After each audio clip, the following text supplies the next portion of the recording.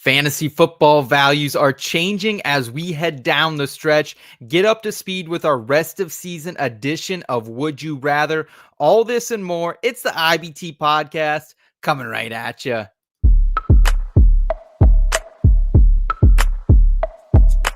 I've been going dummy, out of bounds, putting on a clinic. Stick around, carrots in my hardware. KC, caught him in the crosshair. Look at me, been the guy calling Mr. MVP. Keep your ass on the bench by my empty seat. Earn my stripes like I fix this league. Your dog's on the turf, my dog's in the street. You can find me somewhere in between. Never a dull moment like a movie scene. About to do the ops like I did this beat. Let them keep talking RG3. Coming to you live. This is the In Between Fantasy Football Podcast. All right.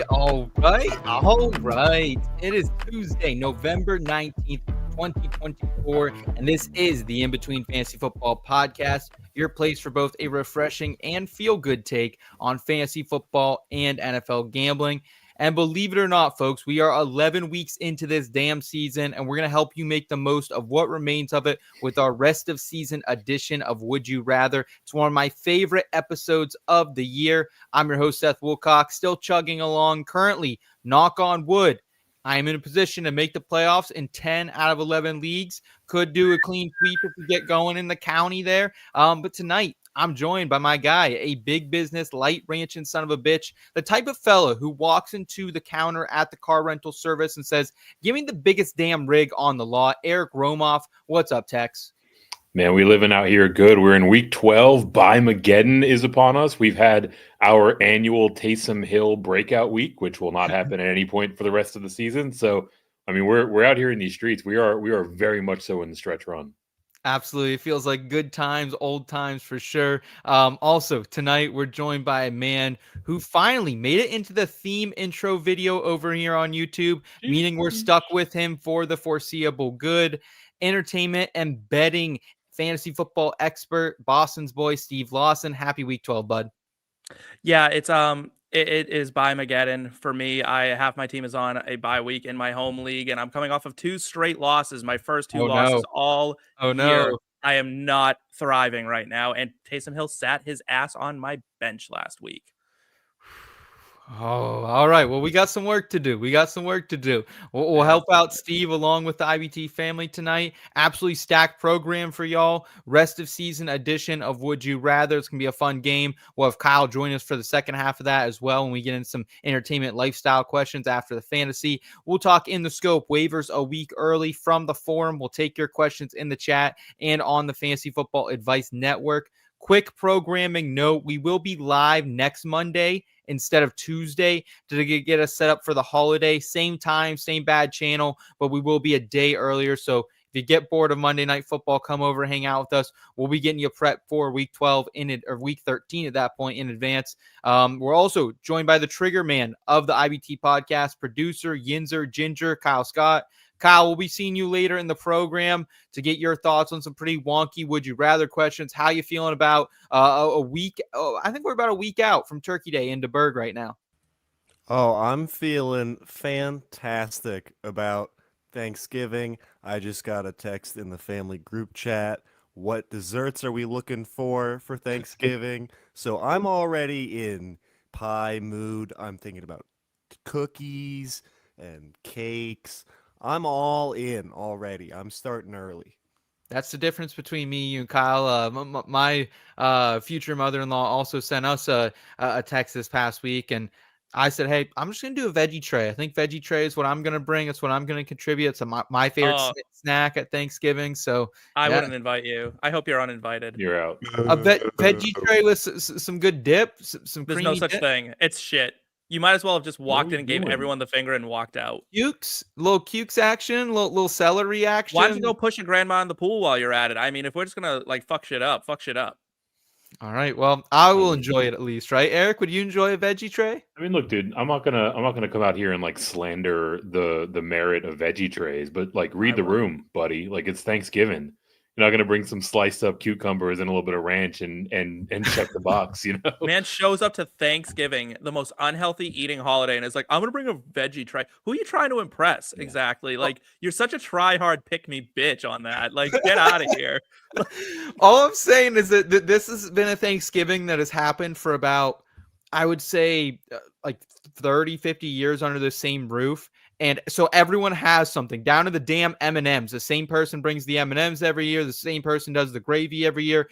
Everything's been accounted for. Usually I bring buffalo chicken dip, but I was like, hey, I'm going to mix it up this year. How about a veggie Why would you dip? do that? You oh my God, that's even Someone worse. is bringing street corn dip. So do you really need also a buffalo chicken dip? Yes, absolutely. You know over what? a veggie tray. All right, how about this? You can compromise.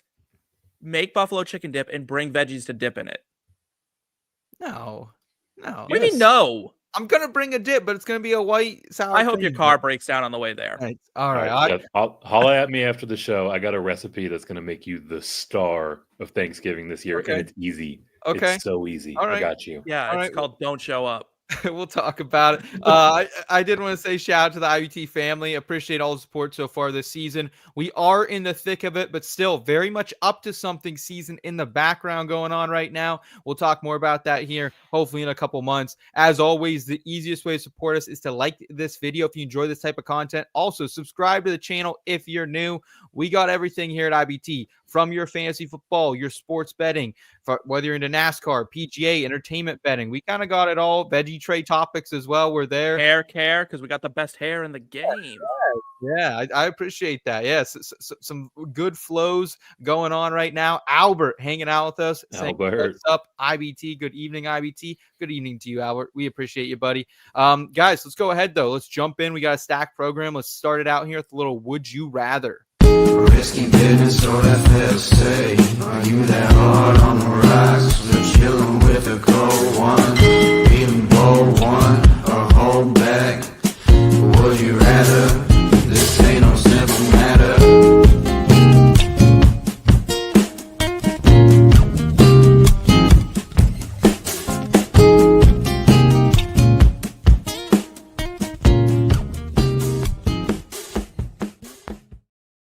Wow, we got a lot of sick drops here at the IBT podcast. That one's probably my favorite, though. It always gets me fired up. Love this segment. We're going to give a couple different would you rather questions. And the reason I really like to do this at this point in the season, because we're going to say some names that if we said this 4 weeks ago, beginning of the season, and we would pick some of the players that we are in these would you rather questions, you'd be saying, what world are we living in? And this is the world we're living in. So let's start out here at the wide receiver position. Would you rather have rest of season Jaxon-Smith, Njigba, George Pickens, or CeeDee Lamb? I appreciate very much what JSN has done this season, gentlemen. Wide receiver 10 on the season as a whole, 14.8 fantasy points per game. Wide receiver 2 on a points per game basis over the past month. That's only behind Jamar Chase. GP, our guy George Pickens, wide receiver 15 in that span, 17 on the entire season. Had a team high 37.5% target share this past week. Russell Wilson was feeding him. Lamb, wide receiver 4 on the season, but wide receiver 23 in points per game without Dak Prescott. Steve, what are you thinking? Who would you rather have rest of season out of these 3 stud wide receivers? Oh man, this is a really tough one for me, but I'm gonna go JSN rest of season. I think he's the one with the most stable situation. I just don't trust Russell Wilson. I don't think he ever looks good. Without acrobatic circus catches, George Pickens has a couple really bad weeks. And CeeDee Lamb is just attached to just garbage. So I don't even know what else to say about it. It just is awful. The Cowboys are trash. Like, throw them, that shit stadium, all of it right in the garbage and just start over. Eric, how do you feel about this? The strength of schedules for these wide receivers remaining. Seattle, 13th easiest. George Pickens kind of right in the middle, so neutral for him. Dallas, 7th toughest. Yeah, this one really encapsulates the spirit of why we do this, right? This wouldn't be even a glimmer of a conversation at the start of the season, but you gotta be fluid and roll with the punches as they come. These three are really neck and neck in my rest of season rankings.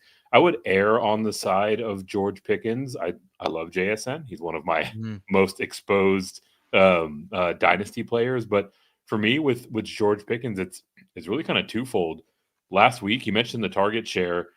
Obviously was the first week that he hadn't found the end zone in a while, but that 16, 17 points that he gave you, depending on your scoring format, is kind of like his floor now with Russell Wilson. Yeah. And specifically Russell Wilson coming in, he's started 4 games. He's thrown to the end zone 20 times. Almost 40% of his completions are attempts to the end zone. Like when we talk about projecting fantasy production forward, a guy who's out here with 73 completions, 121 attempts, and 20 of those attempts are balls that are landing in the end zone. Like the upside is real. Obviously, George Pickens' touchdown equity is very, very high in this offense.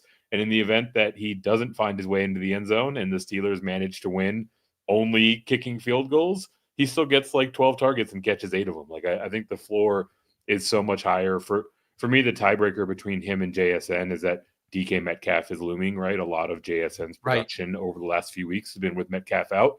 But Geno Smith still throws the ball enough to support both those guys, I think. Yeah, I'm with you. I do love JSN. He was one of my all-in selections earlier this year. That said, he has been producing over this past month only behind Chase because, Metcalf hasn't been out there fully. So I would also go with GP. I just think he has the highest upside of these guys and honestly probably the safest floor. Like I think we're all in consensus though, like whether it's GP or whether it is JSN. I think we're all last on CeeDee Lamb. Is that right? 7th toughest schedule rest of season. Cooper Rush and or Trey Lance throwing the ball. Yeah, absolutely. It's like, not to make a pun or anything, but it's curtains on the Cowboys all around. Yeah. And like the thing about CeeDee Lamb is he carries initial risk to me. If he gets hurt with a couple games left, they could be cautious and just shut him down. So something to keep in mind there. Mr. Scamper is saying, going to go with spicy Cajun sausage and jalapeno cornbread. Oh, that might be a play at Thanksgiving. Don't You don't like that? You're bringing veggies. Yeah. You don't get to deserve nice things. You don't get to This is for you. If you need a place to bring your spicy Cajun sausage and jalapeno cornbread, you've got an open invitation to my Thanksgiving table. Wise. Like Seth can have his veggie lasagna and whatever else he's eating. I actually do have a salad with Thanksgiving usually too. Katie's cousin, I've talked about this on the show in previous years, but Katie's cousin brings a salad and I'm like one of the 2 people who eat it. So I always feel obligated, but do you like to announce it too, like to the whole crowd? Yeah, I do actually. I do like to make everyone feel bad about it. So yeah, it's kind of my play. All right, moving on here. Would you rather have rest of season Bo Nix or Jayden Daniels? The Broncos and Knicks have been coming on strong of late. He's the quarterback 9 in points per game this season, 18.2 points per game. Jayden Daniels is 18.8, right in front of Bo Nix there. However, over the last month, Bo Nix QB4 in points per game, 23.1. And that's compared to Daniels QB 21, 16.3 points per game. So it's been a stark difference over the past month, Eric. Jayden Daniels hasn't looked the same since that rib injury, not running as much. Who do you want rest of season? I'd still go Jayden Daniels here, right? Really? It's really about the duality of how he can contribute to your fantasy team.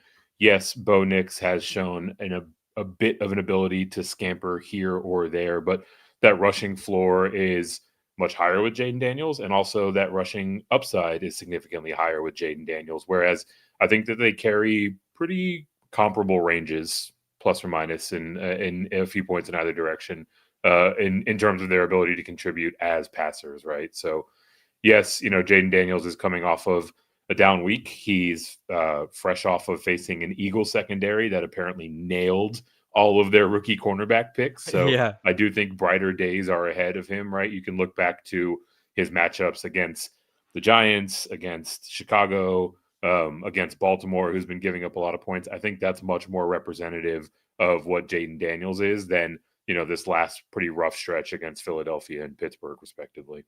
Steve, how do you feel about it? I'm also going Jayden Daniels. And listen, this is coming from a Jayden Daniels owner who has had to weather this storm a bit.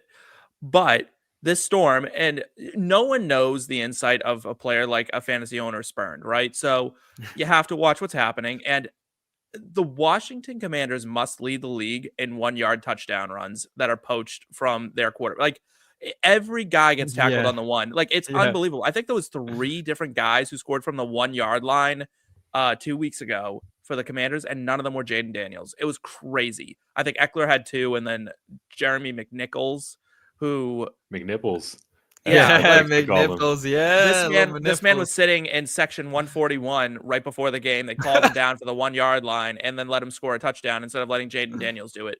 Like, I've never seen a team more opposed to a QB sneak in my life than the Washington Commanders. They will not do it. He ain't the biggest. Yeah, oh, he's tall, but he's tall. Like Drew Brees was like my height, like trying to do like jumping over the line. Like Jayden Daniels is so tall he could jump clean over them. It's bad luck. Combined with 1 down performance against the Eagles. But honestly, turn one of those touchdowns that went to Eckler to his, and he's fine. So, okay. We have a whole different conversation. The irony is like the contrast between the Eagles in their own division, where anytime someone goes down on the 1-yard line, you're like, oh, okay, it's Jalen Hurts time. And right. Here's Washington just completely leaving him out in the cold anytime that they're on the goal line. Absolutely. I honestly would say, like, I know Jayden Daniels would hold more value in a league right now. I would rather take Bo Nix plus something than Jayden Daniels. Bo Nix and the Denver Broncos, the 4th easiest rest of season schedule for quarterbacks. Washington, the 12th toughest. That's coming from Fantasy Pros rest of season strength of schedule tool. Make sure you guys are checking that out at fantasypros.com. But easier schedule for Nix. He's looking better. I know the upside is probably still higher with Jayden Daniels. I just trust what Nix is doing in this Sean Payton-led offense. So give me Nix plus something. But I don't know what question. Give me Nix plus something. Mr. Scamper saying Jayden Daniels, Saquon Barkley fist bump. Yeah, Barkley's gotten more like short yardage touchdowns than I thought he would this season. Yeah. So definitely happy for him on that. And Carchill is saying his ribs are probably hurting. Yeah, that's kind of what I think it is. And maybe he can get back to full form hopefully by the postseason, but we'll see what happens there. They have a very well placed bye week for him to get right. So yeah, that's kind of nice. They've still got their bye ahead of them. So that should hopefully clear up. And I just love the fact that Seth is out here playing a game called Would You Rather, and his choice is actually this third thing that wasn't on the board at all. Exactly. Yeah, actually, like someone was like, "Who's bringing desserts?" And he said veggies. Okay, here's the thing. If you said, I would take Bo, like if you said purely from winning my league perspective, I would take Bo Nix. But I like value wise, I know Daniels would hold more value in my league. So I would rather prefer to have Daniels and trade him and acquire Bo Nix. You're not answering the question. Like, listen, the election's over. All right. Answer like a regular human being. Who would you rather have? Bo Nix if I'm winning my championship. That's my final There answer. you go. All right. Okay. We got All right. Rest of season, would you rather have James Cook or Chase Brown at the running back position? The Bills offense has been running through Cook all season, RB10 in points per game. Chase Brown, RB22 on the season. However, Chase Brown, RB6 over the past month. Cook, the RB7 in that span. So we got a really tight one here, Steve. How do you split the difference? I go with opportunity. And for me, that is Chase Brown. He has touched the ball 81 times in the last 3 games. You're not going to get that out of James Cook, unfortunately. That offense. And James Cook is just so, like, he's one Ray Davis game away from, like, kind of being in a committee. It's kind of scaring me away. Josh Allen is always going to kind of be there to poach touchdowns. Eric was waiting for me to say that. He was waiting for me to get to that point. Chase Brown doesn't have any competition at the running back position. He doesn't have any competition out of his quarterback for running or rushing touchdowns. Chase Brown is kind of the guy to get, and gets a little bit more action in the passing game. I am very proud of you, Steve. You have seen the light of Chase Brown. A couple of weeks ago, we talked about him. You weren't as high. I'm very happy. I want to say this. Like, I want to clarify. I still don't think Chase Brown is a good player. I think he's a good fantasy player. Okay. Well, that's like fair Eddie enough. Lacy. Eric, how do you feel about it looking at the strength of schedule for these remaining running backs? 16th and 17th easiest, so neck and neck as well. Oh, man, I'm going to need a minute to recover from the unforeseen Chase Brown, Eddie Lacy comp that I was not prepared for Yeah, whatsoever. why are you throwing out fucking yeah, come on. Have some I mean, look, respect. I think the exact conversation that we had when Steve said that was that talent is fantastic, but in terms of fantasy context, opportunity holds a much heavier weight. And Chase Brown, according to our friend Rich Rebar, over the last 3 consecutive weeks, his opportunity share in the Cincinnati backfield, 100%, 100%, 100%. This is since the point Shout that they Rich. went out and acquired Khalil Herbert, right? So he is getting the entirety of that workload in an offense that, despite the fact that they are somehow grasping defeat from the hands of victory every single week, is still moving the ball a ton, and he has a huge role in this passing game as well as the ground game. And the point that Steve called out that I was waiting for is James Cook is already in a committee. His quarterback is splitting a lot of his work, and especially his red zone work, which is certainly his most valuable touches that are available to him on the field. I will agree with Chase Brown. I think it's really close though, and I just think the fact that both of these guys are RB1s rest of season for us shows just how far Chase Brown has come. And I think that's nothing short of amazing. He was one of the best values in drafts, a great early season trade target as well. So hats off to everyone who's been banging the drum for Chase Brown in the last 2 years. Oh, wait, that was me. Thanks. Shout out. Let's go ahead, though. Let's stay at the running back position. Would you rather have rest of season Derrick Henry, Breece Hall, or Joe Mixon? Henry, the RB1 on the season, but Mixon actually out edges him in points per game at 22.6 for the top running back. Breece Hall is down at 16.7 points per game, RB11. Over the past 4 weeks, Mixon still the RB1 in points per game, Henry RB11, Breece RB13. Eric, how do you differentiate these top tier running backs rest of season? I don't. I think they are essentially the same player down the stretch run, right? If I had to kind of find a tier break, it would be between a 1 and 1A of Derrick Henry and Joe Mixon, and then Breece Hall as kind of the 1B or the 2, so to speak. A lot of this has to do with just the general dumpster fire that the New York Football Jets are. We don't really know what the rest of their intention is going to be like the rest of the season. How much their team is going to be kind of looking to turn the page on 2024. How much they're going to see what they have in Allen back there, right? Like there are more question marks looming with Breece Hall, however phenomenal a player he might be. Honestly, of these two, my homerism really wants me to pick Joe Mixon here, right? I think that's fair. I mean, I was thinking about this watching the game last night, right? Like we all want to talk about the measly free agent contract that Derrick Henry went out and was acquired for. Joe Mixon was acquired for pennies as well, granted through a trade market. But I mean, these are two of arguably the best free agent values that I can recall at the position in quite some time. Joe Mixon's down week, so to speak, was week 10 against Detroit, where he was bottled up as a rusher, but still got 90 scrimmage yards overall. I mean, he's just out there putting up triple digits every single week. And, I think his role as a pass catcher is probably what's going to have me edge out Derrick Henry and go with Joe Mixon here. Yeah.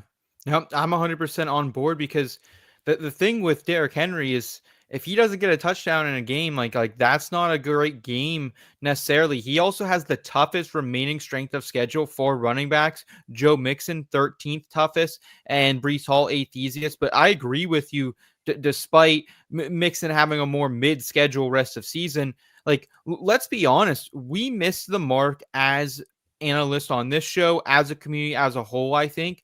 And I think part of it has been the injuries to the Texans as well. But regardless, like this offense is moving through Joe Mixon. It is not moving through CJ Stroud. It's not moving through the pass game right now. He is the catalyst for them, who is keeping them in games, helping them win games. And I think we all missed the mark. I know at least I did. Steve, where do you land on these running backs? Well, coming into the season, I had Breece Hall as my RB1, right? And then it's really hard to imagine. But the high point for the Jets over the last 2 years was the first snap of the season last year when whenever Aaron Rodgers popped his Achilles because they were actually winning football games back running then. out of the tunnel of Like, the American no, flag on I'm talking 9/11. about the moment Yeah. he blew out his Achilles. That's the high Oh point because no, it's all like, yeah, no. that's when They have beat the not Bills been. that week. Yeah, like they were The better. biggest win of the Aaron Rodgers era is that 2023 week 1 upset of the Bills where he played 4 snaps. Yeah, I would like argue I it was mean, the comeback win a couple weeks ago, but go ahead. Aaron Rodgers has been nothing short of a disaster, franchise killing talent, right? And he's killed Breece Hall. So Breece Hall's out for me. It's Joe Mixon all the way. I'm going to keep this brief. It's Joe Mixon. That offense is running through him. He is the Joe Mixon that we all thought he'd be when he came out of college from Oklahoma. He's getting the pass catching work. He's getting the rushing work. He's getting the workload that we knew he could handle. DeMeco Ryans, this man could put together an offense, and I am really impressed with the Houston Texans altogether. Even though CJ Stroud has taken a step back in terms of production, they have found a running game that was almost non-existent last year, and Joe Mixon has shown every single week to be a weapon that is very formidable. So I'm taking Joe Mixon, and I'm very happy about it. I will say, to wrap up kind of the discussion on Breece Hall, I know it hasn't felt great this year. He is still just averaging a little less than 1 point less points per game in PPR formats than he was last season. It's just he's not the dominant. Like last year was a really down year for running backs outside of CMC. Honestly, like you had Breece Hall, you had a couple guys who stepped up down the stretch, but we have some really consistent scores at the running back position this year between Henry, between Joe Mixon, between Alvin Kamara, Saquon Barkley, and Jahmyr Gibbs. A really weird thing has happened all of a sudden in the NFL is that the committee running back has gone away, right? Like we've seen it happen where it was really tracking toward pure committees, and now teams have gone away from it, and now it's back to the bell cow. It's like teams have realized that that's the way to go. Like find me a team that's successful that doesn't have a bell cow running back. You almost can't. Yeah, it is interesting for sure. And I think from fantasy perspective too, Steve, on that mark is that the running backs have really been the more valuable players this year than receivers for a most part. Like you could have got a guy like JSN late in a late round or a George Pickens in the mid round who are really carrying you. Because of the committee coming up, right? Running backs took a hit in value. So all of a sudden you were getting the Derrick Henrys, the Joe Mixons, these late, like they were falling 1, 2, 3 rounds later because you're like, it's going to be a committee. I'm not going to take a guy who's only going to get 12 to 15 touches. And now they're back to 25 touches and the market will correct itself. So next year wide receiver will be more valuable. Yeah. Ben saying in the chat, I thought Aaron Rodgers found the fountain of youth, but instead Joe Mixon did. Yeah, I don't know what y'all are drinking down there in Texas, Eric, but Joe Mixon certainly got his hands on something. It's lean. We got that lean in our cup. It's lean. Lean in my cup. Lean in my cup.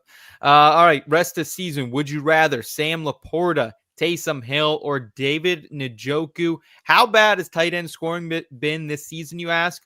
Well, Taysom Hill is currently the tight end 3 in points per game after his 40-burger this past week. However, he's only played 6 games, and over 40% of his fantasy points this season came in that performance last week. Dave Njoku, he's only played 7 games this season as well, but is the tight end 5 in points per game. Sam LaPorta, meanwhile, tight end 16 behind the likes of Zach Ertz, Hunter Henry, Jaxon-Smith, Cade Otton, Cole Kmet.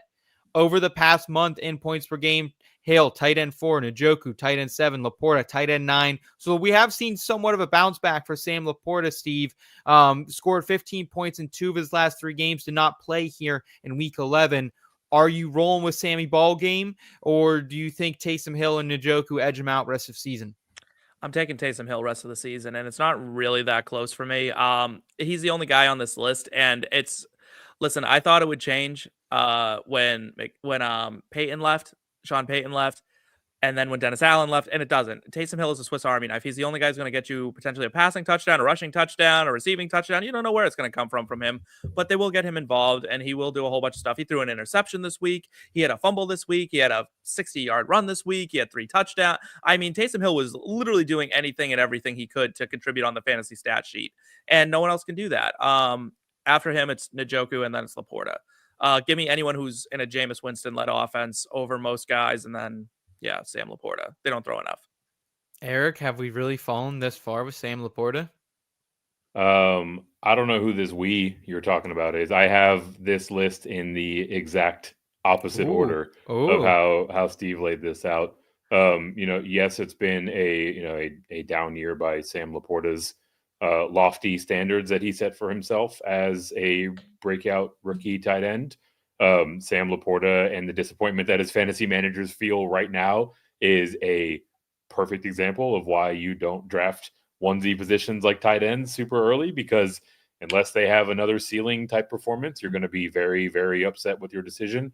But looking at it in a vacuum, right? Like, yes, Steve's point is fair that the Lions don't throw a ton. They're closer to kind of the midpoint of the league.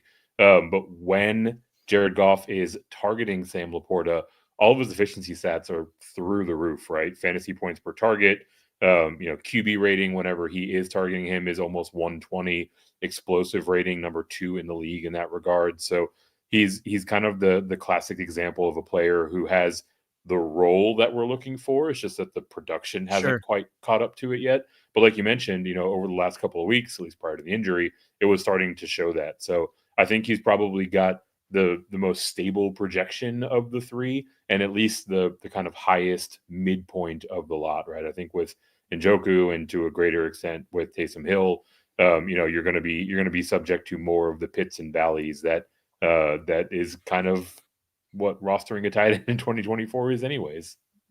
The ceiling feels like it might be higher with Hill, to be honest with you. At times, just third easiest rest of season strength of schedule for tight ends for the Saints. So, but I do agree. I think Sam LaPorta is probably the most consistent if he can get back healthy. Just he's in a Lions offense. It's been based on what? Like, I don't mean he's in a great offense that's putting up 50 points per game. So, what good has that done him? I mean, yeah, it's been tough. It's been tough for sure. Like, all I'll say is that I think all three of these guys are really, really close. Of these three, here's my question, right? Of these three, who's the most important to their team? I would say Dave Njoku, probably, honestly. You would? You don't think it's Taysom Hill? No, I don't think so. No? I mean, it's close. Because when you think about it, like Steve does in a vacuum, Steve is somewhat right. Taysom Hill is the second option on that team behind Alvin Kamara at this point without Chris Olave. Sam LaPorta, you could argue, is the fourth option behind the running backs, Amon-Ra St. Brown, maybe Jameson Williams. So he's fighting for 4 or 5. Njoku would probably be 1 or 2 behind Tillman. There are so many things to unpack here. I don't think that Njoku is 2 behind Tillman. I think it's probably Tillman and then Jerry Jeudy and then Elijah Moore and then Njoku. I mean, if you look at his target share, if you look at his air yard share, right? Like, yes, Jameis is throwing more and that's fun, right? But the numbers don't bear that out through, granted, a small sample size of games. I'm not playing in any fantasy points per importance to their team leagues, right? Taysom Hill has had largely this same role with the Saints pretty much throughout the duration of the season. This is the only week where he's exploding against a Browns team that just decided they weren't going to tackle anybody, right? So, like, it's fun to see that type of production, in your lineup or on your bench if you're Steve. Sorry, Steve. But like, we've clearly seen his best game already, and he's typically seeing a similar role to this and putting up like 4 points, 2 points in any given week, right? So for me, like, when we talk about the peaks and valleys of the tight end wasteland, getting a guy in LaPorta who I think will project for 12 to 14 points far more readily and more stable, it just has a premium, right? But I wouldn't be surprised at all if, like, we look from week 12 on, the point per game average on these three guys is within like 1.5 points, right? It's just kind of how you get there. Yeah. I think you both make great points. I will side with Sam LaPorta. I'll give the edge to Eric in this one, but I think it's a very great discussion. It's just funny that here we are discussing Sam LaPorta, the tight end 1 drafted in the 3rd or 4th round against fucking Taysom Hill. All right, we got a dynasty question. Would you rather have Bijan Robinson or Ashton Jeanty? Bijan was probably the most hyped up RB prospect we had seen since Saquon Barkley in 2018. He didn't have quite the rookie year that Saquon did, but still I would say has fulfilled promises thus far for the most part RB9 a season ago, 976 rushing yards, 4 rushing touchdowns, nearly 500 receiving yards that season as well, 4 receiving touchdowns. With Kirk Cousins and Zach Robinson calling the shots this season, he's on pace to smash those numbers. 1,200 yards, 550 rushing yard pace. Also has already scored 7 touchdowns this season. Last year, he had a total of 8 touchdowns. Ashton Jeanty, on the other hand, he has now surpassed the folklore of Bijan and what he's doing this season to help lead the Boise State Broncos to a potential first-round bye in the college football playoffs. Through 10 games, he currently has nearly 1,900 rushing yards, 27 total touchdowns. It has the second shortest Heisman odds behind Travis Hunter. In my first 2025 mock draft I've been working on, I have Jeanty going 9th to the Cowboys. Eric, who would you rather have from a dynasty perspective? Jeanty, which will probably cost you the 101 in this year's draft, or would you rather go with Bijan, who's been steady thus far in his career? Yeah, so this is kind of a tricky question. It makes me want to give a Seth-like answer where I try to blend a few things together. In a vacuum, I would rather have Bijan Robinson. And this is because I believe in an exploit in the overall sentiment of the dynasty marketplace, which is the future shiny thing is always coveted, but doesn't always work out, right? And so like the value that is placed on known quantities is nerfed all the time, right? Like I would much rather have a guy that I've seen perform at the NFL level and, can very much so be a running back one for 2, 3, 4, 5 years down the road, right? So for me, I would rather have and continue to roster Bijan Robinson. But I think the answer to the question is I would rather have Jeanty because I think I can get more than the 101 in return from him, right? Like if I'm trying to go shop that around, I could probably get Bijan Robinson plus because everyone loves the new shiny thing, right? Like fuck this boat. The mystery box is right there. It could be anything. It could even be a boat, right? So like, I would much rather have Jeanty because I think I could get more, have a bigger impact on my roster in the trade market. But if it is roster and hold, it's Bijan by a pretty good margin for me. How do you feel about this, Steve? Do you want the new shiny thing in Jeanty, or do you want what's working in Bijan Robinson? I actually want Bijan Robinson instead of Ashton Jeanty. And it's not a knock on, like, listen, I love the whole Michael Myers thing he's got going on in the backfield. He's just standing there, just staring at defenders, just like, and you just know he's like, I'm going to fuck you up. Like when I get this ball, I'm going to fuck you up. Like, and that's amazing to me. Like, I love that. But he doesn't catch the ball like at all. And that's a huge problem, right? I don't know what his numbers are. I don't know how fast he is. I don't know how he's got about 100 receiving yards, 17 receptions on the season, and a receiving touchdown. It's just not enough, right? Bijan is built in to be a pass catcher, right? Like when he's not getting a ton of rushing work, like he's getting the rushing work, right? Like 15 to 20 carries a game. He's getting like a bunch of catches. He's probably going to lead running backs in receptions this season, or at least come close. It's just built in, right? And I think sometimes we get a little too where we kind of like have that I don't want to play with you anymore attitude to our, like Bijan's, this is his second year. I mean, it's not like he's elderly. I mean, give me what I know. Bijan Robinson has been great. I don't think he's been what people thought he would be. I didn't think he'd be what people thought he would be, but he's been good. And Ashton Jeanty, I don't know if he has the explosiveness yet. I need to see like his numbers at the combine and things like that. Talk to me after the combine. I might change my answer, but until I know like those 40 splits and things like that, I don't know. I haven't seen him play big enough competition to put him over Bijan Robinson.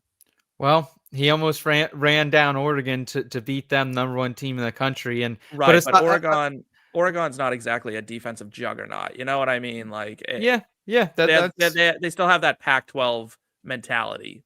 That's absolutely fair. I'm going to take the young gun here, boys. I honestly they're both young guns. Well, I'm going to take Ashton Jeanty. Give me the younger guy. Yes, we don't know what he can do from a pass catching standpoint, but hey, we also said a couple years ago we don't know what Kenneth Walker can do from a pass catching standpoint, and he can catch the ball just fine. I don't think Boise's asking him to do that quite a bit because it's just easier for them to get the ball in his hands from a handoff, from a pitch, from a direct snap, something like that. So Give me Ashton Jeanty. I think he comes right in I the think that's a good NFL. comp, though, right? Like, I think Ashton Genty's comp is essentially Kenneth Walker. So, do you want Kenneth Walker over I think Bijan his comp. Robinson? I think his comp is Adrian Peterson. I think that's what we're looking at, boys. You don't go out and put up these numbers. He's 5'9". No, it isn't. You don't go out and put up these numbers with that. Like, this is next level shit. Oh, he's big boy levels good, but he is not Adrian Peters. Stop that. I'm just saying that's the ceiling. That's the ceiling here. You're making my point. You could say that about anyone. He to me, I think he could be somewhere between a Derrick Henry and Adrian Peterson. Like, that's the type of runner between there. Those are the bookends of his range between Adrian Peterson and Derrick Henry. Just like, I mean, he's two of the four best running backs we've seen in the last 20 years. What are you talking about? I don't know. Maybe I'm drinking too much of the juice right now. He's shorter than you are. Maybe what do you mean he's Derrick Henry? Seth's freaky tall. I don't care about height for a running back, man. I'm you all right. should. He has to be somewhat stature. Like, he has to have stature in some type. If you're gonna compare him to the 6'2" Adrian Peterson and the 6'2" Derrick Henry. Well, I just think he runs like that. Maybe Maurice Jones-Drew is a better. He's 5'9" on ESPN, which means he's really 5'7". 5'7". That's my height. What I will say is this is perfectly embodying my point, right? Like, if I have the 101 in Dynasty, even in Superflex, I'm taking Ashton Jeanty, and I'm doing so happily, right? Like, I think he profiles to be a very explosive and valuable prospect down the road. Yes, but the fact that Seth, someone who makes his living in this industry, analyzing these players, has just comped him to somewhere on the low end of Derrick Henry and the high end of Maurice Jones-Drew is the low end. Maurice Jones-Drew is the low end. Either way, that's the point, right? Like, this is the type of excitement that these potential breakout rookie candidates get. And that is why I want to roster that person and trade that person, because I think I could get Bijan Robinson plus in return for him in the trade market. Sure. It's a great question. I'm excited to see what happens with Ashton Jeanty next season. This is one maybe we'll revisit in due time. Maybe next year even we can revisit this question. But let us know down below in the comments. Who would you rather have in Dynasty, Ashton Jeanty or Bijan Robinson? We want to hear from you. And let's go ahead and move forward with our next question related to football, our last football strictly question. Would you rather hire Ben Johnson, Bill Belichick, or Jesse Minter as head coach of your struggling franchise? Ben Johnson, of course, the dynamic offensive coordinator for the new Detroit Lions. Bill Belichick sitting out this season. However, he's been doing quite a bit of media. He makes weekly appearances on the Pat McAfee show, as well as the Manning Cast with Peyton and Eli Manning. And then Jesse Minter. This is a hardball guy. He's come over with hardball to the Chargers. And hey, man, this Chargers defense has been one of the absolute best in the entire NFL this season. It's them, it's the Steelers, it's the Broncos, and it's not really anyone close. Eric, if you had to hire one of these gentlemen for your struggling, poverty-driven franchise, luckily that is not your franchise. Let's say, you're a Cleveland owner or you're a Carolina Panthers owner. Who you hiring here? New Orleans Saints. Dallas? Yeah, you say luckily that is not my franchise. Up until CJ Stroud last year, I was the proud owner of a poverty-stricken franchise for like the majority of my adult life. So first and foremost, put some respect on my guy's name. DeMeco Ryans' defense needs to be in that conversation, that short list that you rattled off there.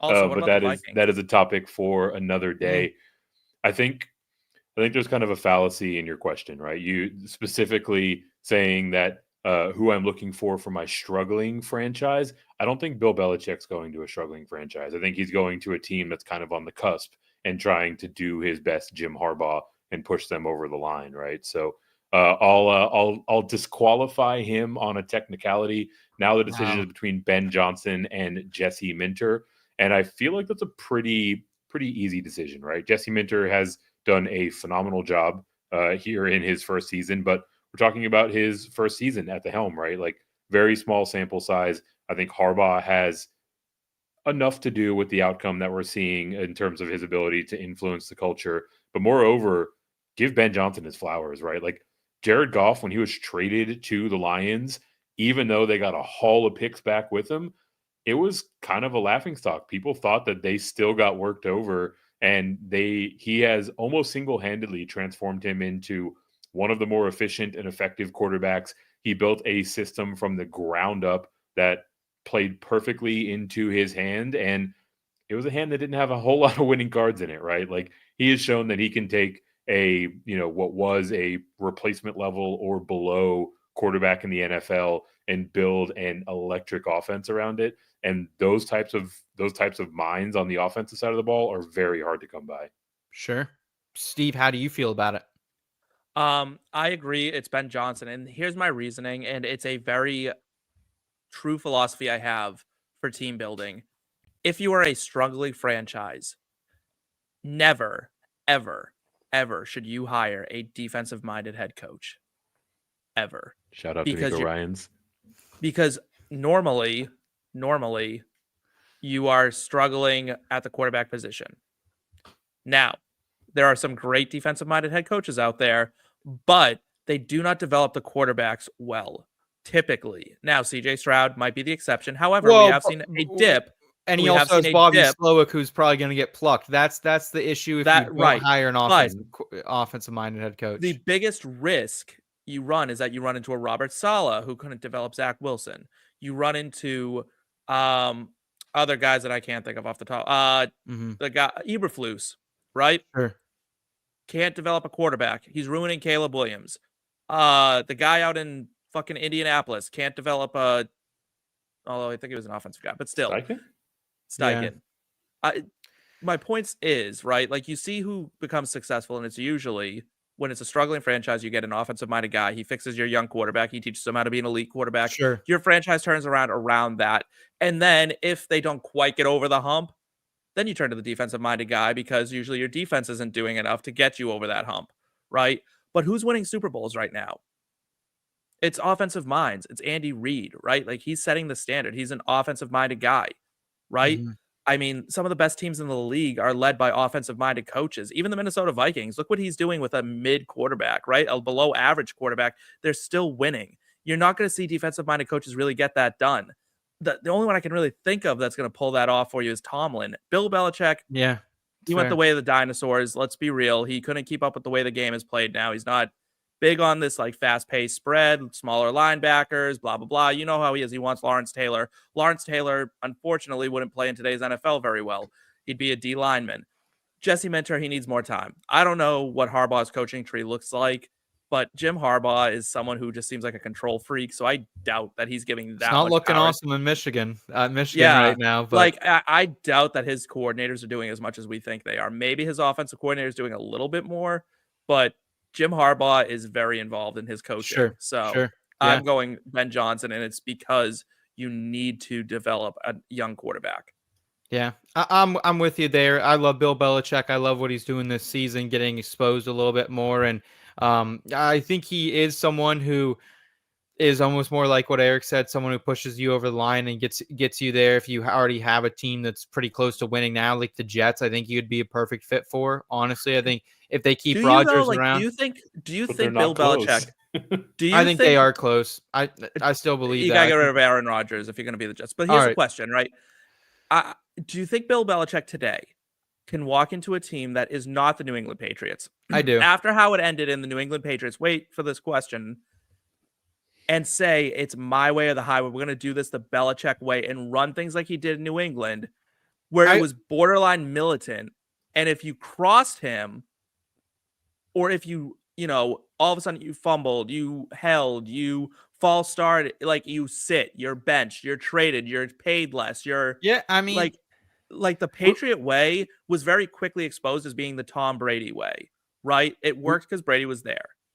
We got to keep things moving. We still got a loaded show we need to jump to, but I don't know. I think Bill Belichick, he's someone who can adapt. He's showing it on television this season that he isn't just the, kind of the robotic guy we thought he was for so long. And as long as he doesn't bring in Bill O'Brien or Josh to call the clown car coaching tree candidates. Then I'm okay with it. But Ben saying in the chat, so what you're saying is the Cowboys would do the complete opposite and hire Belichick. I agree. I think Belichick would be a great coach for them. I think that's a great team he could go to. The Cowboys are miles ahead of where the Jets are right now. Sure. In terms of like their 2025 prospectus.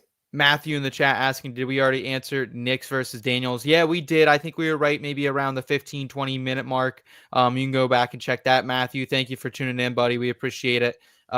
Jason, a couple rest of season questions we'll hit quickly. Rest of season, Knicks, Purdy, or Richardson? This is Knicks for me. Just been the most consistent, has a little bit of rushing upside there as well. I think Purdy's okay. He's looked better as of late, but still some mistakes down the stretch. Eric, are you on Knicks or Purdy or A-Rich here? If you are looking for someone that you're going to plug in as your starter immediately, I would go with Bo Nix. If you're looking for someone to play their way into your starting lineup, if you already have like a mid-pack quarterback, I would go with Anthony Richardson. Steve? Richardson. Okay. Rest of season, Will Dissly, Jake Ferguson, or Dalton Kincaid? It's still Kincaid for me. Hold the peace. Keep doing what you're doing. I think over there with he'll come back. He's on the best team here. Will Dissly though, I would rather honestly probably have him than Jake Ferguson rest of season. I don't know if you guys are opposed to that. I have no problem with that. That's fine. I'm not going to argue between tight end 18 and tight end 22. Yeah, absolutely. Jason, thanks for the question, buddy. We appreciate. Did my damn light go out? Oh, it did. That's a bummer. All right. Yeah, that's a bummer. All right, we'll keep it moving here. We do have a couple more. Questions to get to, and would you rather? We're gonna go ahead and bring Kyle on for those as well. And we'll get him on screen here. And the Wizard of Oz. What's up, Kyle? How we doing, man? How's been? You got your light ripping? Yeah, get with the program, Seth. We all have lights ripping. Yeah, I know. We'll get there next time. Kyle, how's the show been from the background? A lot of good chat in the conversation, or a lot of good conversation in the chat tonight, and a lot of disagreement from the boys. I'm getting buried a little bit.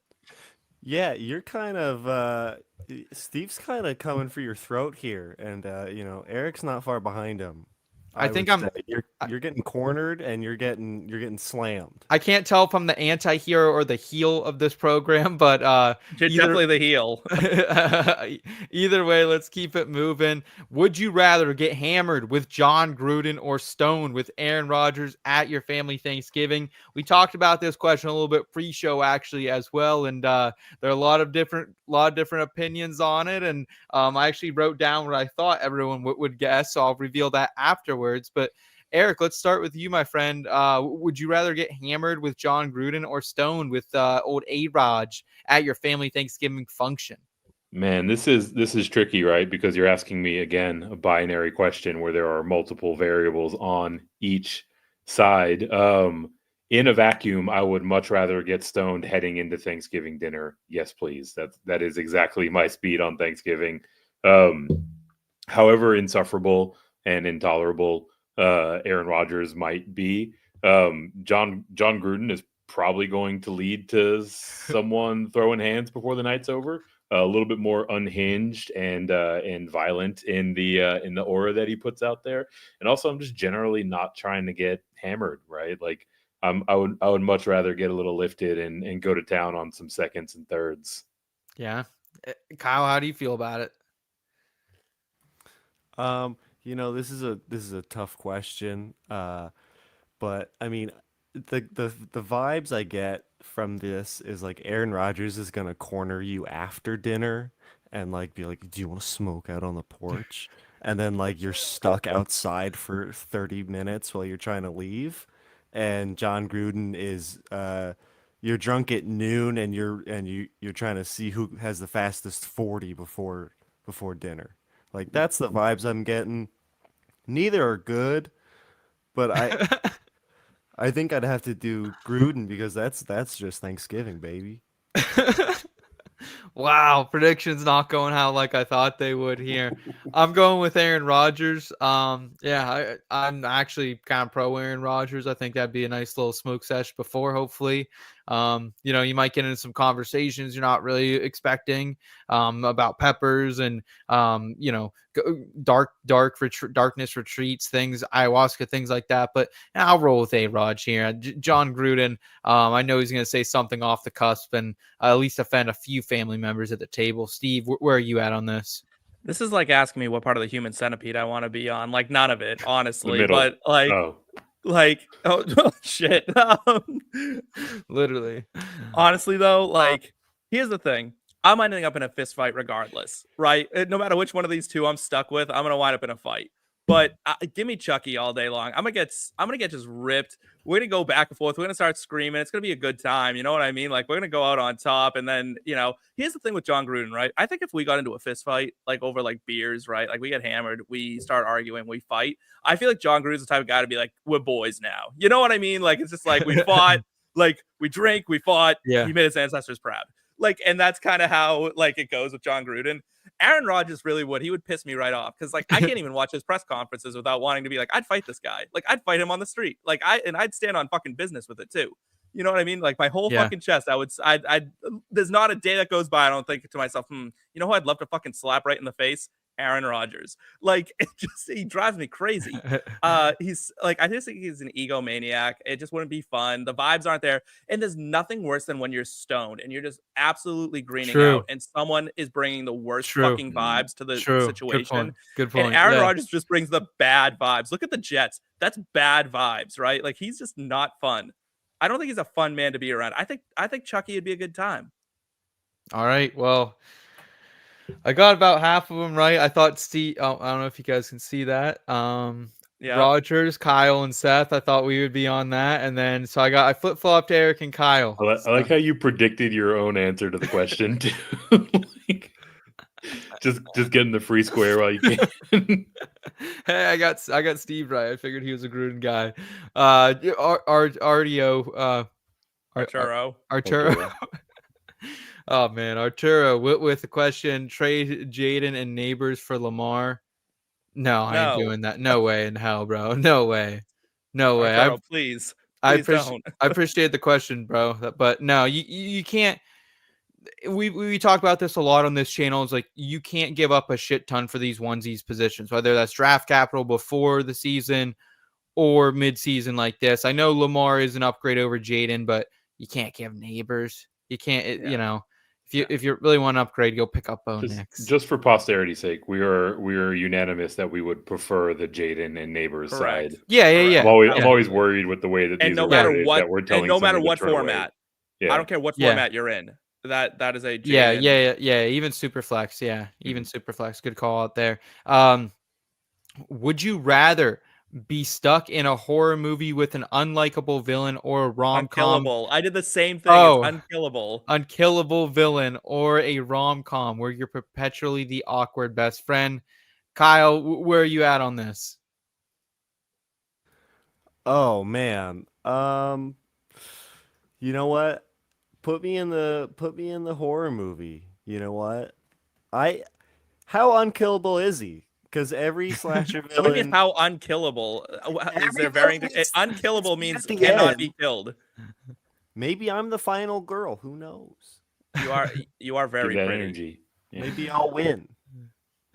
You're no Nev Campbell though. I hate horror movies, so I would definitely not do that. But I would hate being the perpetually awkward best friend. I think I've played that role enough in real life, so I don't think I want to play it anymore here. Eric.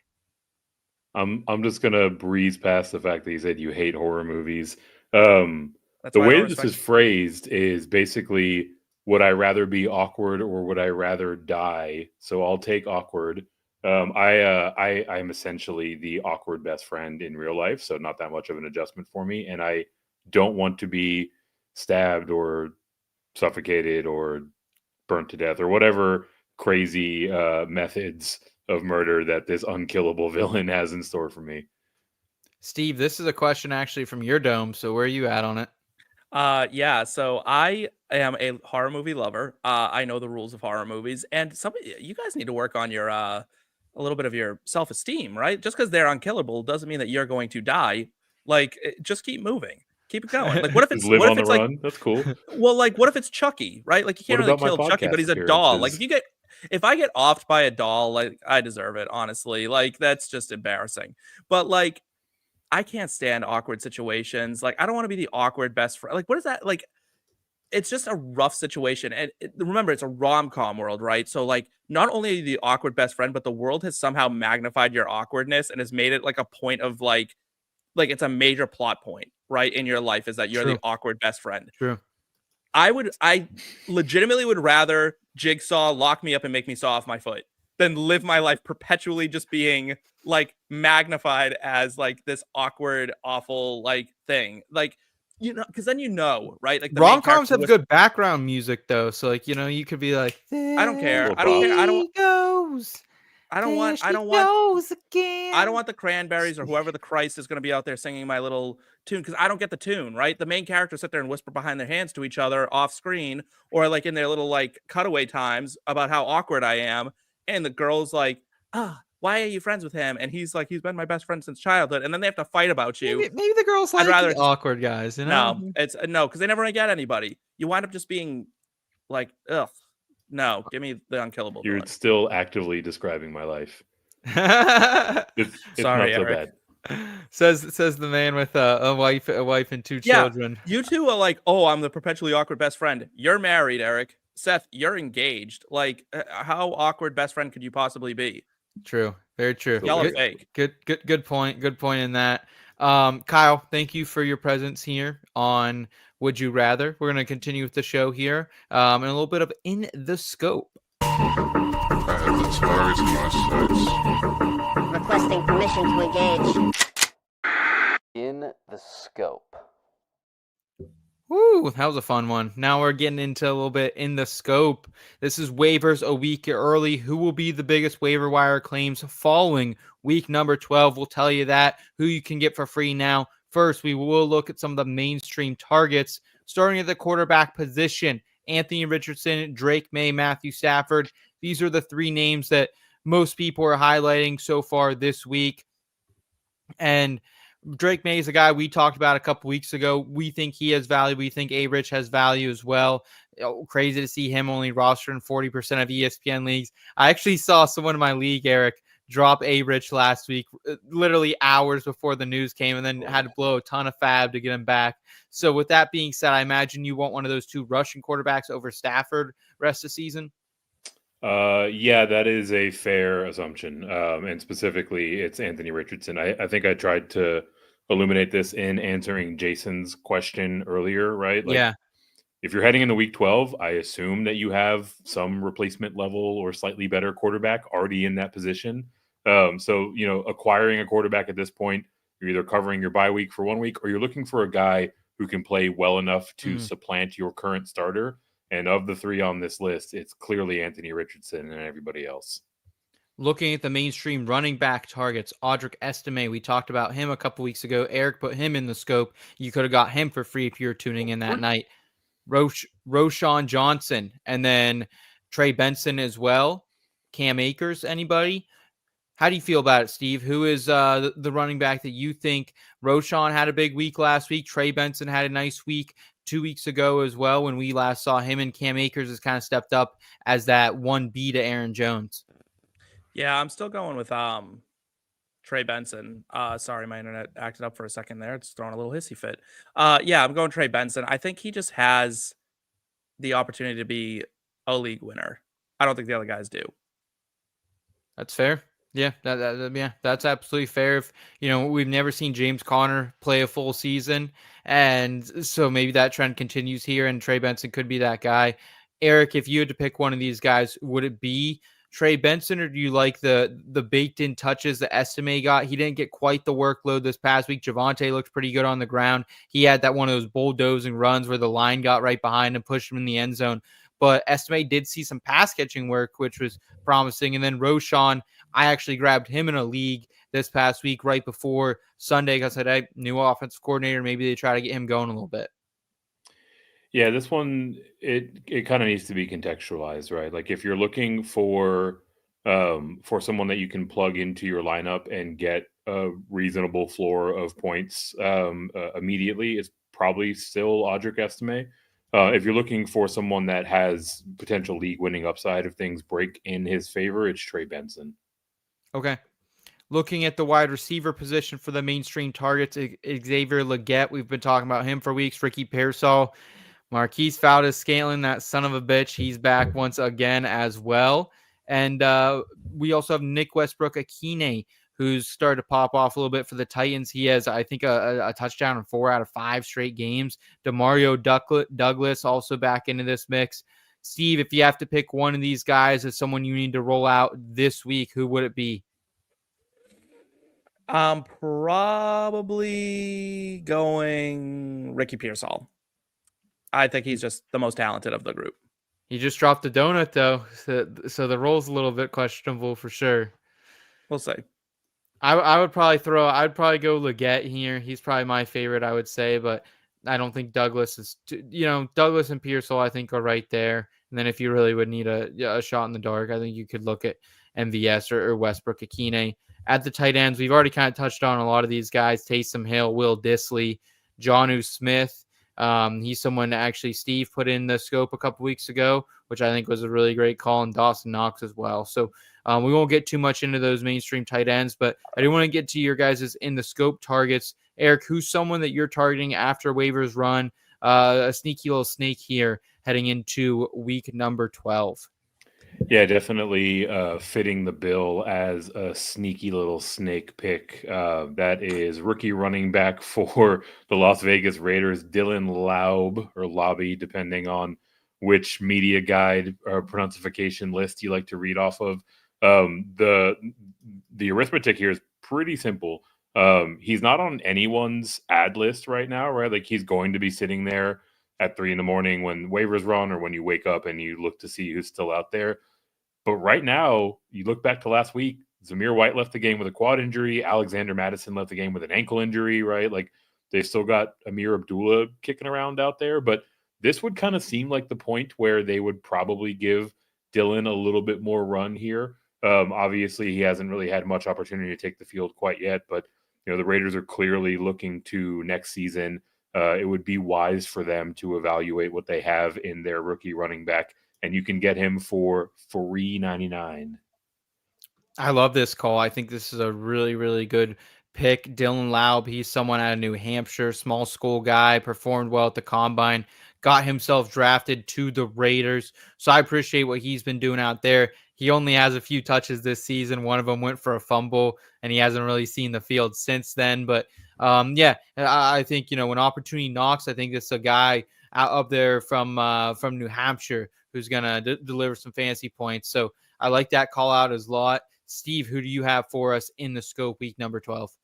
Yeah, I went with Devaughn Vele or Vele or Vele. Vele. Oh, I gave 7 options and I was wrong on all of them. Yeah, he's looked good. I think he's looked pretty good in this offense, and I think he's growing into his role. And the opportunity is there. There's not really a great number 2 in Denver. He's put up the numbers. Why not take a shot on him, right? I mean, they're going to want to see what they got, and Sean Payton seems to be trusting him more and more and more as the season's going on, and I think Bo Nix is becoming more and more comfortable. I think he kind of took over where we thought Troy Franklin would, frankly. Yeah, that's the tough part for me is, like, I think a lot of fantasy managers, they're still sitting out there like hoping, like, it's like the meme with like the stick poking something. It's like, hey, like, do something, and I thought he was going to too. Like, after that Saints game, I was like, all right, Troy Franklin's coming alive, right? Like, we're starting to see something. And well, and like kind of the same story that we thought a year ago with Marvin Mims. Marvin Mims had a couple blow up games early, and we're like, oh, here comes Marvin Mims, and here we go. never really happened. So I don't mind this play. I think in deeper leagues, like, someone with Bo Nix emerging, someone else you would think has to emerge, but I just don't know who it is yet. So I think you have to throw some darts. Steve's dart is Devaughn Vele. My in the scope target, I'm going on the defensive side of the ball. I'm starting to look for defenses that I can run out down the stretch.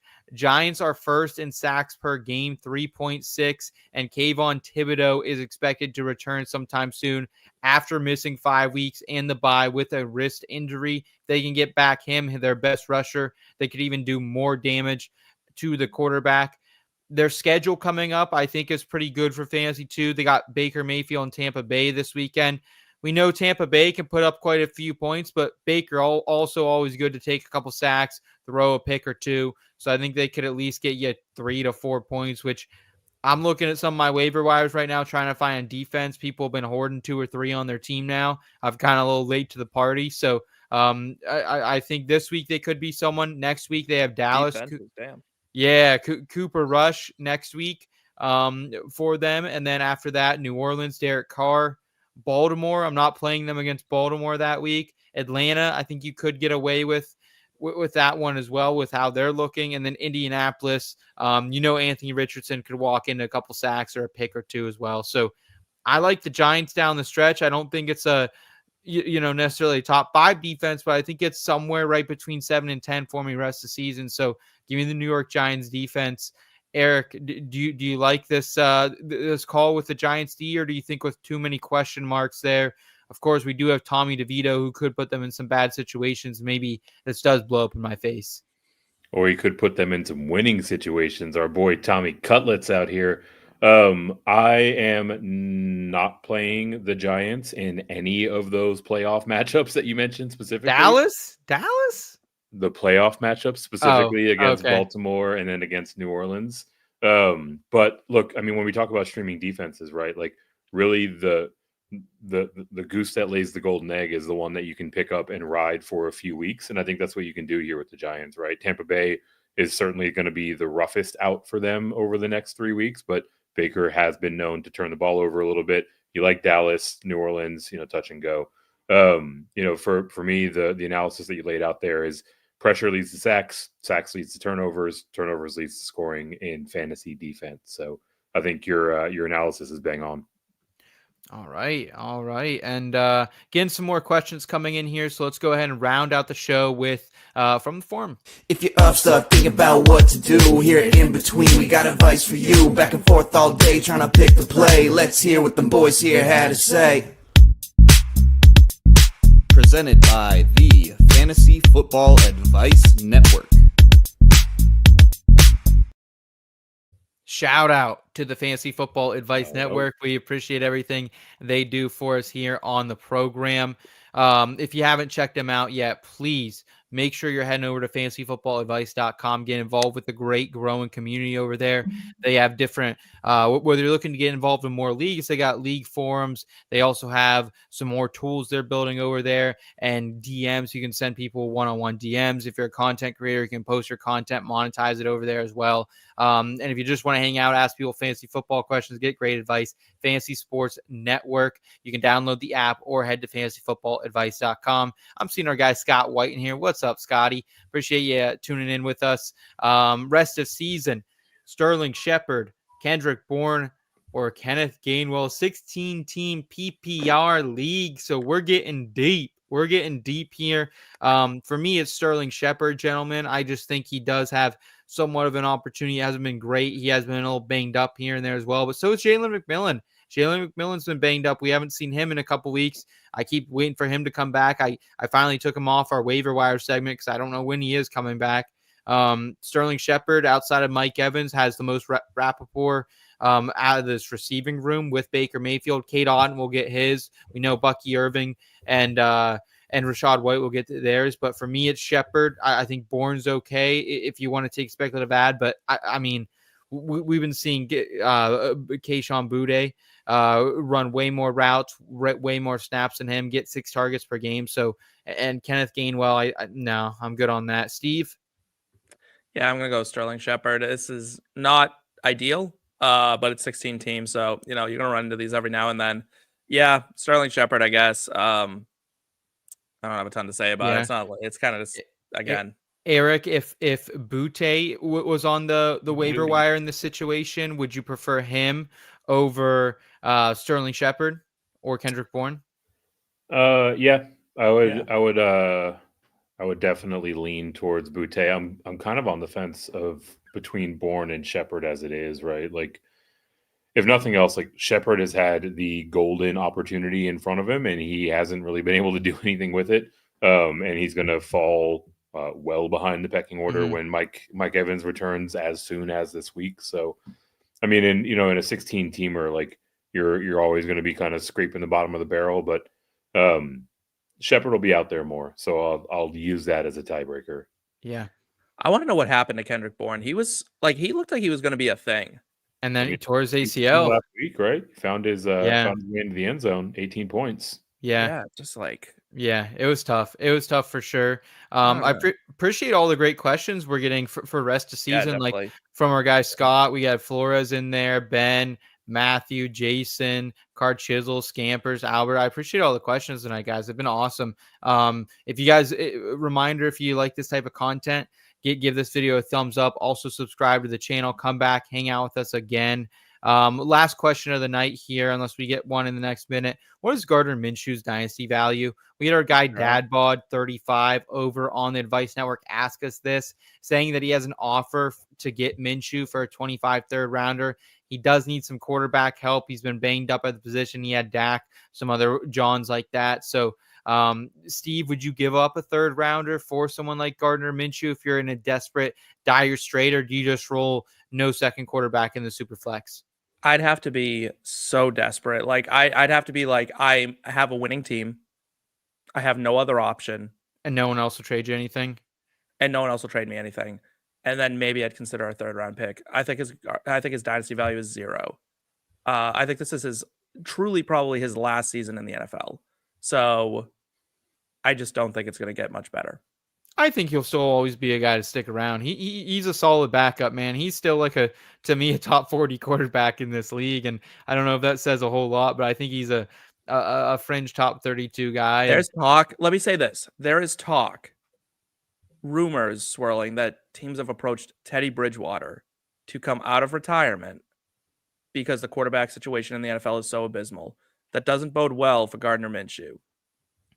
I will say, I think like looking at our dynasty trade value chart over on the in-between media.com network, it like they do show Gardner Minshew has a little bit of dynasty value, and a late third rounder doesn't have a ton of value either, Eric. So kind of where are you on this? Like the trade value chart says if you needed to make this trade, it would be okay, but you are taking a risk not knowing if Minshew is going to start the rest of the season.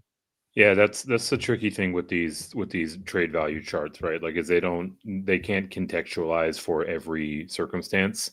I am assuming that they are looking at trading Gardner Minshew because they need to plug someone in as their second quarterback in Superflex, and therein lies the problem, right? I think there's a pretty good chunk of the range of outcomes where Gardner Minshew is not starting for all of the remaining games for the Raiders, right? Like, Aiden O'Connell's hanging out there. I think his window could open as soon as a week or two from now. They've been plucking people off of other people's practice squads, right? So, I don't think that you're getting this, this surefire rest of season asset. In addition to the fact that a third is probably a little rich for him. He's more of like a bottom 5, bottom 10 kind of valuation in a vacuum. Honestly, I would probably go kick around and see if you can't sneak Drew Lock on the cheap, especially now that the reports out there that Tommy Cutlets is starting. I think that's probably like a 1 or 2 week kind of thing, and you can probably get Drew Lock, who will, if nothing else, come in and just completely let it rip. And that's what you're looking for if you have to start a guy that's down in this range of the rankings. Yeah, same with Jameis Winston. I think maybe you might be able to get him for a third. I tried to kick around. I tried to get him for a fourth, and I tried to ask for him for a fourth, and to someone who had 5 quarterbacks, and they told me to fucking kick rocks the other day. So can I say? Can I give my hot prediction for next season? Yeah, Jameis Winston will be a starting quarterback in the NFL next year. I'd take the under on that. For the Jets. I would take the under. Sure. On that. Or at Cleveland. He might just start for Cleveland. Who knows? Luke in the chat. I'm last in my 10-man PPR league right now at 3-8. Just need to win to have the points tiebreaker. My team, Jayden Daniels, Kareem Hunt, Monty, Ladd McConkey, Marvin Harrison Jr., Sam LaPorta, Tyrone Tracy. He's got a pretty decent bench. He's got Mooney. He's got Bijan on bye this week. How's this team last? So, yeah, it's not too bad. He said he just needs to win a game in the next 3 weeks to avoid last. What wide receiver should I be looking to get back for Bijan for the next 3 weeks? Oh, buddy, Don't. I can answer that right now. Don't. Because at this point, what are you trying to avoid last? Play spoiler. And the person who's going to give you the best chance at winning in the next 3 weeks is Bijan. You won't win this week. with Bijan. Like Bijan's not going to win you this week. If you want to trade someone, dude, like, can you package a Kareem Hunt and a Mooney and go get something? Can you package a Tyrone Tracy and a Kareem Hunt and go get something? Maybe This team is really kind of because good. Why is it Bijan not are winning? arguably, Eric, is like the most. I mean, I know we were talking about from a dynasty perspective earlier, but from a redraft perspective, Bijan's one of the most valuable, I would say, top 5 running backs rest of season. So I don't know how many wide receivers there are out there that are even as valuable as him rest of season. Like, can you name it? Justin Jefferson, Jamar Chase. I think those are two of them. Yeah, this is kind of a tricky spot, right? I don't think that unless you're talking about a scenario where you get like a top 12-ish running back in addition to a wide receiver that you would start over the guys you have currently, I don't think you should be considering trading Bijan right now, right? I know you suggested Kareem Hunt, like that window is closed. I'm sorry. I hope that he was able to contribute for you well while he was out there. But as soon as Isaiah Pacheco is back, which should be this week, Kareem Hunt turns into dust, right? So, you're now, I say that to illustrate the fact that you're now looking at kind of a thin running back room all of a sudden, right? So I don't want to take that and trade away my best player out of that room to get incrementally better at wide receiver. It would have to be like a Godfather type of offer. My question, Luke, if you're still here, like, do you have any shot at the playoffs? I mean, if you win the next 3 weeks, do you get in? Yeah. Like, is all is lost? It sounds like he's got the tiebreaker on points, so it sounds like there's still a window for him. Yeah. Right now, like if you said 1 for 1, what are the receivers that I would trade for Bijan? I would take Chase. I would take Jefferson, and I would take Amon-Ra plus something small back. That's it. That's all. That's the only people I would consider. Yeah. Yeah. 3 and 8, there should be like maybe a potential, depending on how many teams make it. Like if 6 teams make it, you're probably out. But if 7 teams make it, you're probably in, right? Like you have a shot. Luke's saying, I feel like Hunt's value is too low now to trade, talking with his friends. I think 1 week of RB1 play is worth it for me. Here's the answer. He's avoiding a punishment. Okay. Right. Says, I don't even care about be a TikToker.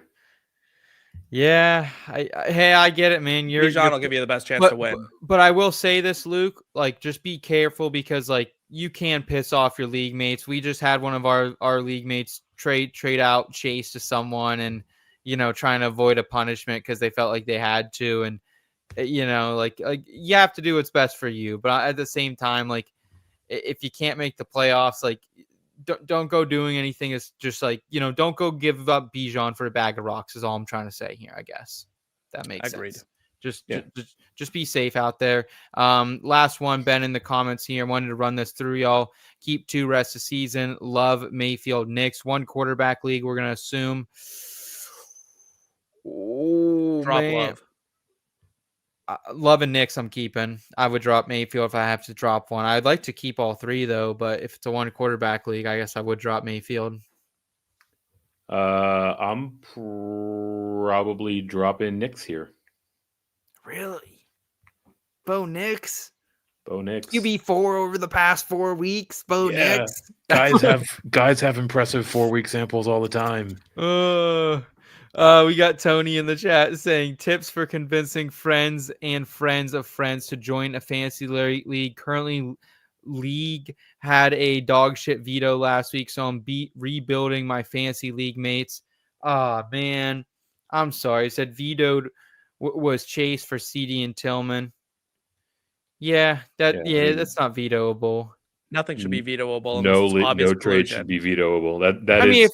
That is tip number 1. Unless it's obvious collusion, whatever happens, happens. That's the risk you run in fantasy isn't real football. Either. Like, when does that ever actually happen? I've actually seen it happen. Like, I was in a league, 2 friends were in it, and they wound up like agreeing to split the pot because it was like and it turned into a shit show. Everyone just had to get their money back because they like literally gave like nothing for like a Jamar Chase.